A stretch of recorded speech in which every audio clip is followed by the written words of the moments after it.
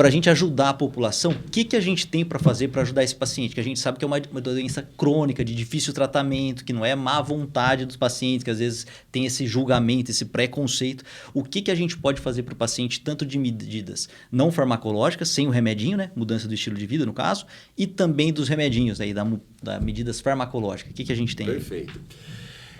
A primeira coisa, a gente precisa prevenir a obesidade. Essa é a primeira coisa. Então, a gente tem que trabalhar a população e principalmente a população pediátrica, tá, na prevenção. Porque uma vez que você ganhou peso, a perda de peso ela é antifisiológica. Tá? O nosso corpo não foi feito para perder peso. Tá? Toda vez que a gente ganha peso, existem alterações hormonais, alterações metabólicas, que o nosso corpo se defende do emagrecimento. Isso seria mais assim, a gente foi triado para se tivesse escassez de alimento, a gente se poupar disso, né? A nossa evolução, a gente chegou até aqui por conta disso, porque a gente conseguia poupar energia através de gordura. E hoje a gente tem energia à vontade. Exatamente. Um pacotinho de bala tem um pouquinho de caloria. Então você liga, vem uma pizza, você vai na esquina ali na padaria, tem aquela bomba de chocolate. Então, hoje em dia a nossa oferta de alimentos é muito grande. Então, e a nossa evolução biológica não acompanhou a nossa evolução tecnológica. Se fosse tudo devagarzinho, então ok, mas não foi. Então, nós tivemos uma evolução tecnológica, industrial, que nos proporcionou esses alimentos em abundância, mas a nossa evolução biológica ainda não chegou ainda. Então, é antifisiológico a gente emagrecer. Tá? Então, para você ter uma ideia, toda vez que a gente emagrece, tá? Para cada quilo de peso que a gente emagrece, o nosso corpo, tá? Ele aumenta a nossa fome em 100 calorias e diminui o nosso metabolismo em 30 calorias. Tá certo? Então, a gente tem que burlar esse sistema. Como que a gente burla? Qual que é a melhor forma da gente aumentar o nosso metabolismo? Aumentando a nossa atividade física. É a única forma segura e eficaz. Tá? Então, para a gente ter saúde, a gente precisa de pelo menos 150 minutos de atividade física vigorosa na semana, mas para perder peso e principalmente na manutenção do peso, pelo menos 300 minutos na semana. Tá? Assim, falar 1 hora diário é um bom número, né? É um bom número. Mas eu falo para o paciente, qualquer atividade física é melhor do que nenhuma atividade física. Né? Então, tem que começar devagar. E esses 300 minutos na semana tem que ser um objetivo lá na frente. Tá? Mas que ele comece devagar. Então, qualquer mudança no estilo de vida dele já vai ser benéfica, até independente da perda de peso. Você sabe muito bem que a atividade física ela é benéfica, independente da perda de peso, do ponto de vista cardiovascular, emocional, e tem várias outras... Inúmeros benefícios. Inúmeros benefícios.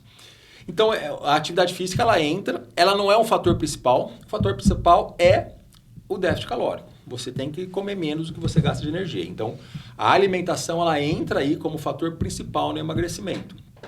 Aí você tem as dietas, e aí uma avaliação e um acompanhamento de um profissional da nutrição é essencial para isso. Tá? Eu sempre falo interessante porque os pacientes muitas vezes falam assim, eu como pouco, eu não como nada, mas muitas vezes ele pode até comer pouco, mas se ele comer algum alimento com alto teor de caloria, não adiantou ele comer pouco. Então, se ele chupar uma bala, comer uma azeitona, são alimentos altamente calóricos. E nesse caso aqui, a caloria até da azeitona pode ser boa. Mas, enfim, se ele está tentando fazer o déficit calórico, ele não vai chegar. Então, é muito importante ele ir num nutricionista que faz um relatório para ele ver aonde está errando. Porque se ele não está perdendo peso e muitas vezes está engordando, tem algum erro que pode ser consertado.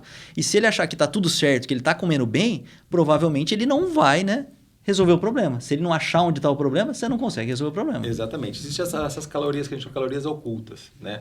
É você colocar, às vezes, um pouquinho de azeite a mais, que é super calórico. Molhos, de uma forma geral, molhos, né? Ou aquele belisco que você vai no meio da tarde, você pega uma castanha ali e tal. Ele nem lembra que comeu, mas ali foi a caloria de uma refeição. Exatamente. Tá? Então, o acompanhamento de um nutricionista que vai... E eu falo aí, o bom profissional da nutrição é aquele que vai pegar as características do paciente, a rotina, os hábitos, a cultura e tentar encaixar com as necessidades dele de déficit calórico, tá? E hoje em dia, qual que é a melhor dieta para se perder peso?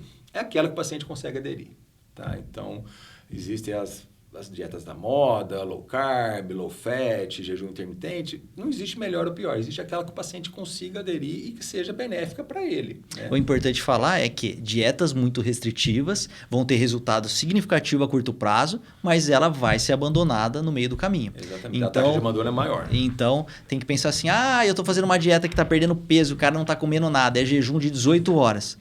Legal, só que a chance de você abandonar o tratamento no meio do caminho, que não é o ideal, né? Mesmo porque a gente está falando, obesidade é uma doença crônica. Então, não adianta sair disparado com o cavalo se você não manter essa corrida, né? Perfeitamente.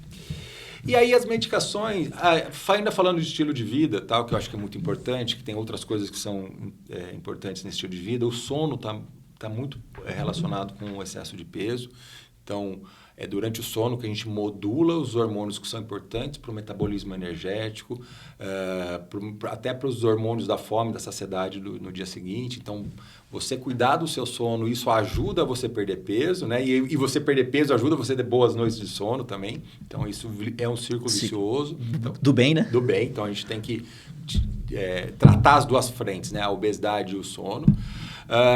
O consumo de água, né? Uma coisa que é pouco falado, mas o consumo de água também é importante. Então, pessoas que se hidratam mais têm menos fome, estão mais dispostas. Então, tem esse item que sempre gosto de falar. Para você saber se você está bem hidratado, a cor da urina tem que estar branquinha. Porque outras métricas, se você esperar sede, normalmente passou o time.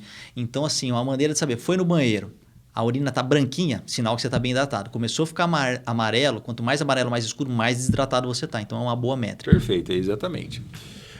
E aí depois a gente vem para os tratamentos farmacológicos. Tá? O tratamento farmacológico ele não vem substituir a mudança do estilo de vida. Tá? Porque foi o estilo de vida que te trouxe até ali. Então é o estilo de vida que vai ter que te manter fora. E a medicação ela apenas potencializa ou aumenta as chances de você ter sucesso na perda de peso. Tá? E hoje as melhores medicações que a gente tem para perda de peso, elas atuam basicamente nos centros corticais não, os centros cerebrais, né, no hipotálamo, da fome e da saciedade. Tá? Então são medicações hoje que a gente tem estudos de segurança e eficácia, tá? Medicações que até trazem benefício cardiovascular, benefício renal, benefício até tirar aquela gordurinha no fígado que está ruim, da esteatose hepática. Tá?